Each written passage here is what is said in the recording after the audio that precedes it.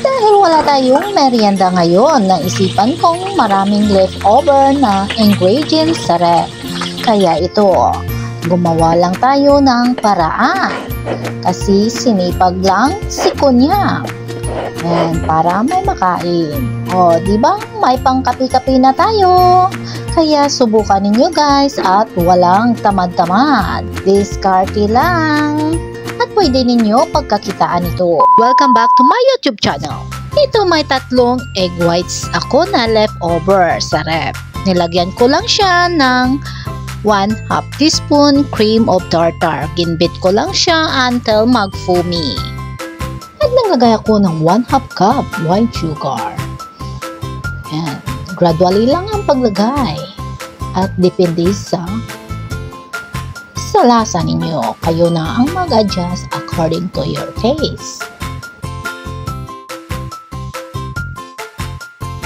Okay na, ganyan na siya ang consistency na hinahanap natin. At pwede na maglagay ng dry ingredients.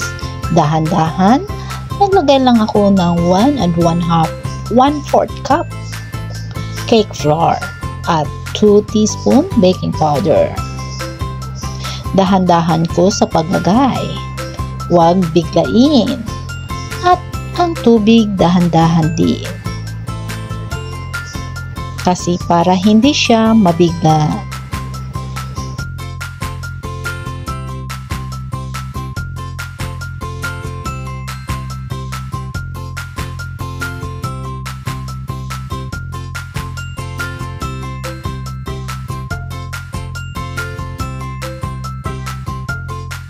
Kapag wala kayong hand mixer, pwede kayong magamit ng wire whisk.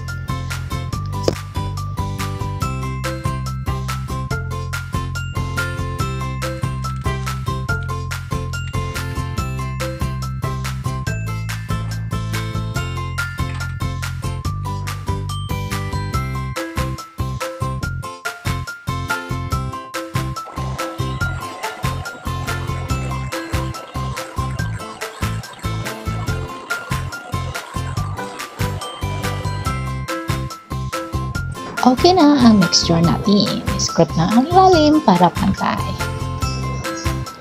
At nag-separate ako ng mixture. At nag-drop lang ako ng purple at green color. Mix lang siya mabuti. Mix lang mabuti. Yan.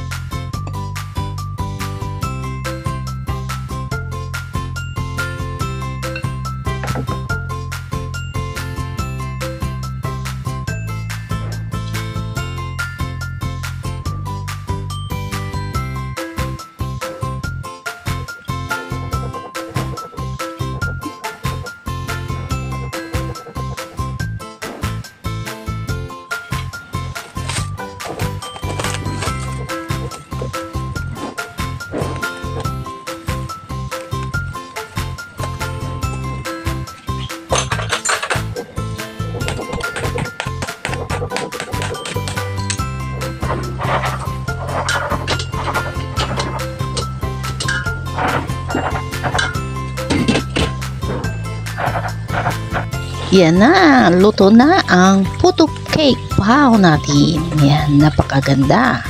Pero kaso lang, hindi pantay siya. Okay lang. Kasi ako naman ang kakain yan. Palamigin lang natin bago natin hiwain. Yan. Yan, masarap. Tamang-tama yung lasa. Yan, slice natin. At perfect sa kape yan.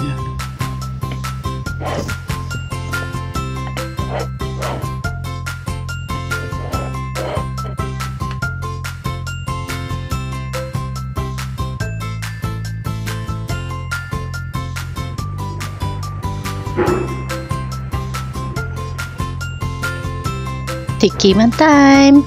Yan, napakasarap. I-try ninyo yan guys. Thank you for watching!